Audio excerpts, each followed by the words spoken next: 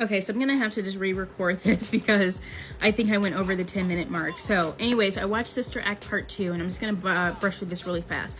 If you want to be somebody, if you want to go somewhere, then you better wake up and you better pay attention. Now, in their raw honesty, the students, Whoopi was able to spot their talent. They had a talent for singing. She was able to then transmute that talent into creating a choir, and then that choir was able to ultimately save the school.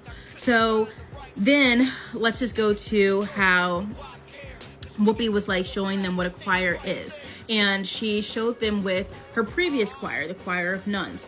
So then the choir of nuns, who were once the students, performed their song and performed their message as the then teachers. They're teaching the new choir. So they said in their song, the only person talking about love is the preacher, Pope Leo. Coincidence that he's an American? Probably not. Coincidence that the best way to show or the best way to feel what someone else is going through is to put yourself in their shoes. As an American, sometimes it feels like we're a bit more sheltered and closed off from the rest of the world, and I don't believe that that's a coincidence, but I'm going to go ahead and digress. It seems that no one is interested in learning but the teachers. So what does that mean? Wisdom is not being passed down. It's not being passed down.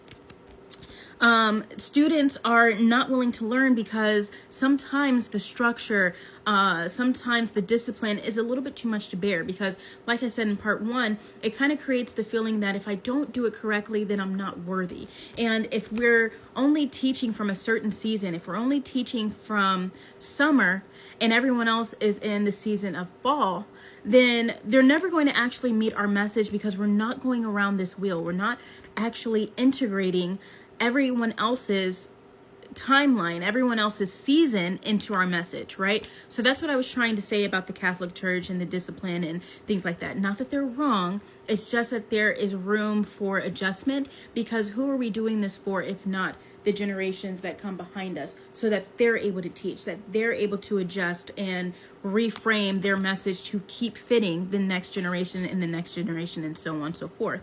So then it says, segregation, determination, demonstration, integration, aggregation, humiliation, obligation to our nation.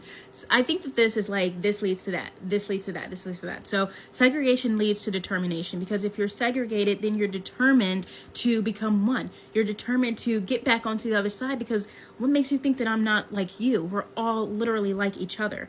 And then demonstration leads to integration. So from your determination, then you lead to demonstration. I'm going to show you, I'm going to protest, I'm going to speak up for what I know is right. We're all one. And in that demonstration leads to integration. Integration, now we're all combined. Now we're here all on the same path, speaking the same message after the same things. So aggregation leads to humiliation. Humiliation, not like, oh, I'm making fun of you, but humility. So when you get into these systems where you're now integrated, you're going to be met with people who have different concepts, structures, backgrounds, history, thought processes than you. And it will be aggravating aggregation, or you know what I'm saying. I'm going to say aggravating. It's going to bring up feelings in you that you weren't even aware that were there, because again, you haven't been exposed to this other person's lifestyle. But now we're here, and what does that lead to if not humility? I understand, I see you, I know that we're different, I know that we're only different in the aspect of our culture, how we were raised, the things that we were brought up with, but that doesn't make us different in our heart. That doesn't make us different in the eyes of the Lord. So obligation is then to our nation. What is our nation if not oneness, connection, the collective? The collective is our nation, right? So then it keeps going, and it says the sales of pills are at an all-time high. This was in 1994, big pharma. That has not changed. What do you mean we're selling health to you? We're going to sell your health to you? Whatever. Young folks walking around with their heads in the sky. We're disconnected, you guys.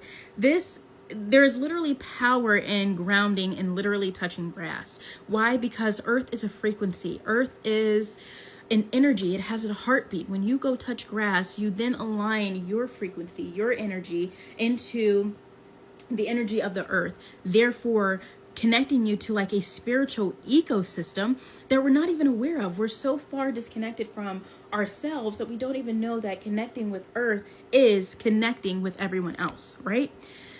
So then cities aflame in the summertime, i.e. forest fires. Again, these are all predictions, right? So then the students are leaving out the door and they've listened to the message, or they've listened to the old choir, and they go, it was cool for what it was, but it wasn't all that. So then Whoopi gets them on the bus and she kind of sets a little boundary with them, which I really appreciate, because she says, and I'm going to paraphrase, when the ladies get on this bus, do not disrespect them and do not embarrass me, because it takes a lot of guts to get up there and sing in front of a bunch of people like you, a bunch of people that don't understand what that old choir had to go through, the hard work they had to put in, the humility that they had to face, right? So because they haven't experienced it and they don't know what it takes to get up there and sing, they're not going to know that until time comes for them to do the exact same thing. So don't disrespect them, because it does take a lot of guts.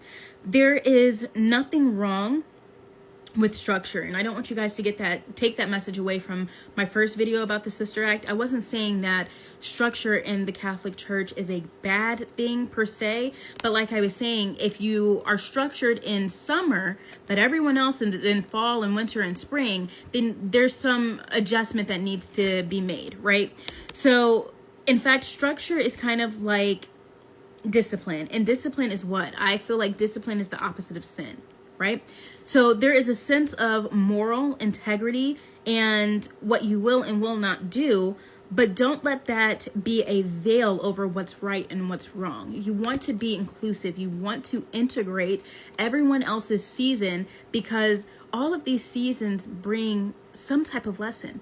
Whether or not it's a lesson you've experienced, you have to open yourself up to integrate other people's lessons, their ideas, and their thoughts, and ultimately their way of life, if you want to create a wholesome ecosystem. Again, a soul ecosystem. So I did want to point out how Mr. Crisp was the villain in this movie, right? So he's the one that presented the magazine, and he's the one that in the beginning, Whoopi's in there asking for money, and he's like, we don't have any money. And Whoopi's like, well, we got enough money to pay you. I don't see you taking a pay cut. I don't see you coming up off the money bags that you're sitting on, sir. Right? So then he, now they have a beef. Now she's called him out for what he is, and now he doesn't like her for revealing that light, right? So Mr. Crisp is the one that, again, he presented the magazine outlining Whoopi's past, something that she's so clearly has outgrown, right? Or it's something that she's so clearly not ashamed of, is what I should say. She's not ashamed of her past. So he didn't want to go public, because I truly think it's because he believed in their talent and he knew that school would win. And I think he wanted to use the money for his benefit, and then to kind of assert his authority over her by having the power of firing her. He wanted that strength of being like, you're fired. Oh, I'm better than you. Like, you know what I mean? So I also want to include how Mother Superior did a complete 180 from the first movie to the second movie, because she saw that Whoopi Goldberg was literally a special person. There was an anointing over Whoopi Goldberg. Every time that she was introduced back into that school, she rocked the wave. She made changes. She brought people together. Whether or not they liked it, whether or not they understood the plan or they saw the vision, it doesn't matter. They trusted her because they knew she could get it done. Again, this is an intuition. They don't know how, when, where, or why she's going to get it done. They just know that this is someone that they can trust, right? So Mother Superior gave Whoopi a hard time, but then she ended up using that same level of grace that Whoopi used with her in the first movie, about like shifting the ego perspective and kind of an ego deflection. She used that same ego deflection on Mr. Crisp, and she literally told him, go with God, Crisp. When he was batting at her like, oh, I still want to fire her, we're still going to get her, I don't want to be, blah, blah, blah. Go with God. Go with God. Moral of the story, when you're anointed, you can't be stopped. When you're anointed, you're going to have a calling over you that nobody, not even people like Mr. Crisp, can stop. And there's holiness in that. 6 of Cups, 10 of Cups, 8 of Wands, Wheel of Fortune. There's holiness in that. Don't stop. Keep teaching. Don't stop. It's all going to be worth something in the end.